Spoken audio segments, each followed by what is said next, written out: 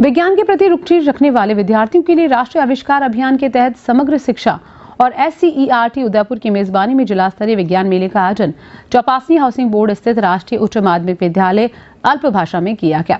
इस 3 दिवसीय विज्ञान मेले में विभिन्न प्रतियोगिताएं आयोजित की गई। इसमें बच्चों ने रोबोट, चंद्रयान, ड्रोन के अलग अलग तहत विज्ञान के मॉडल्स प्रदर्शित किए। बच्चों ने मानव शरीर में हार्ट की बीमारी पर प्रोजेक्ट भी आकर्षण का केंद्र रहा। स्टूडेंट्स ने दिव्यांग मरीज ले जाने के लिए व्हील चेयर का मॉडल तैयार किया। इस मेले में विभिन्न विद्यालयों के शिक्षक और स्टूडेंट्स ने भाग लिया। मैंने 3D ऑर्गन प्रिंटर मॉडल बनाया, यानी कि कृत्रिम रूप से हम एक कोशिका से एक अंग कैसे बना सकते हैं उसकी प्रोसेस बताइए। सबसे पहले हम सैंपल लेंगे। सैंपल के रूप में हम हमारे हड्डियों के अंदर स्टेम सेल्स होती हैं, वो हमारे शरीर के अंदर जैसे कि हार्ट हो गया, किडनी हो गई, इसको बनाने का कार्य करती है। उसको सैंपल के रूप में लेंगे। ये सैंपल कलेक्टर होता है, वो हमारे कंप्यूटर से अटैच होता है। जो हमारा रियल हार्ट होता है उसी साइज और शेप का हमारा जो डाटा है वो हमारे कंप्यूटर के अंदर स्टोर हो जाएगा और कंप्यूटर हमारा इससे अटैच होता है। ये प्रिंटर मशीन है जो आर्टिफिशियल रूप से हार्ड और बनाने का कार्य करेगी। जो हमने कोशिका ली थी उसको इसके सेल कल्चर के अंदर रखेंगे। ये ऐसा माध्यम है जिसके अंदर कोशिका विभाजित होगी और बहुत सारी संख्या के अंदर कोशिकाएं बन जाएगी। यह ग्रोथ फैक्टर है जो इसका ताप मेंटेन करेगा, पीएच को मेंटेन करेगा और गैसेस की सप्लाई करेगा और न्यूट्रिशन प्रोवाइड करेगा, जिससे एक कोशिका विभाजित होगी और बहुत सारी संख्याओं के अंदर कोशिकाएं बन जाएंगी।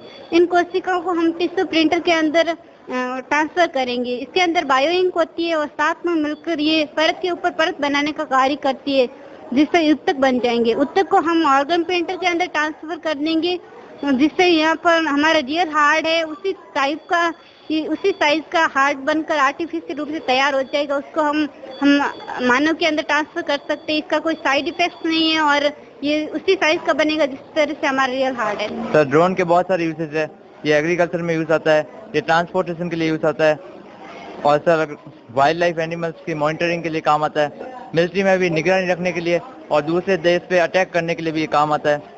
और सर बहुत जल्दी फूड डिलीवरी भी इससे होने वाली है। कीटनाशकों का प्रयोग अधिक बढ़ गया है, जिससे मतलब अनेक बीमारियां फैल रही है। उसके रोकथाम के लिए है ना, जैविक खेती एक बहुत ही अच्छा वैकल्पिक उपाय है जो मतलब किसानों को उत्पादन में भी वृद्धि कराएगा और इससे किसानों को अधिक लाभ भी होगा। इसके लिए किसानों को आधुनिक तकनीकों पर ज्ञान होना चाहिए और इसमें मैंने सौर व पवन ऊर्जा का भी प्रयोग किया है, ताकि मतलब है ना किसानों को विद्युत की भी आवश्यकता होती है और वो बेचने के लिए इसका प्रयोग कर सकते हैं। और इसमें मैंने कंपोस्ट खाद का भी निर्माण किया है जो मतलब महीने भर में रेडी हो जाता है और इससे मतलब है ना वो जो बायोगैस होते हैं ना उसका भी निर्माण होता है।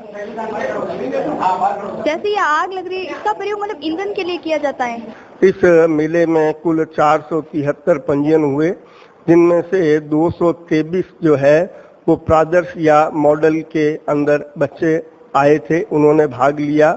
इनके अंदर बच्चों ने बहुत ही नवाचार किए हैं, एक से एक अच्छे और देखने योग्य मॉडल बनाए हैं। चाहे तो वो स्वच्छता रोबोट हो, क्लीनिंग रोबोट, या उसके अलावा चंद्रयान है या ड्रोन है। इसके अलावा कुछ बच्चों ने बायोलॉजी को लेकर कोशिका की जो उत्पादन या कोशिका किस प्रकार से जो है वो लैब में तैयार की जाती है उसका पूरा प्रोजेक्ट यहाँ पर शो किया।